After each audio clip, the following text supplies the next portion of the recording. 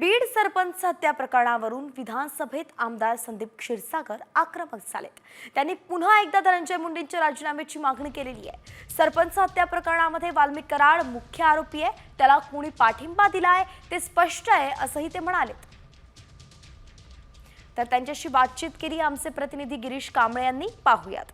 संदीप क्षीरसागर आपल्यासोबत आहेत। मस्साजोग सरपंच संतोष देशमुख हत्या प्रकरणात आरोपी आहेत, त्यांची नावं आता झालेली आहेत। तुम्ही सुरुवातीपासून सभागृह असेल, बाहेर माध्यमांसमोर प्रश्न मांडत आलेला आहे, आवाज उठवत आला, आत्ता भूमिका काय असणार तुमची? हे बघा, वस्तुस्थिती आम्ही जी सभागृहामध्ये मांडली किंवा मीडियाच्या माध्यमातून बोललो, चार्जशीट जर तुम्ही बघितली तर त्याच पद्धतीने पूर्णपणे आले आहे।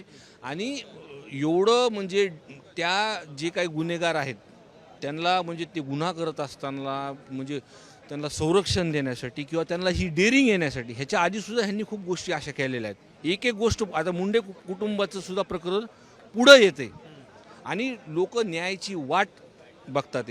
म्हणून ह्या सर्व आता वाल्मिक, जसं मी म्हणलं की वाल्मिक कराडावर मोठं नाही, मग कुणाचं संरक्षण आहे?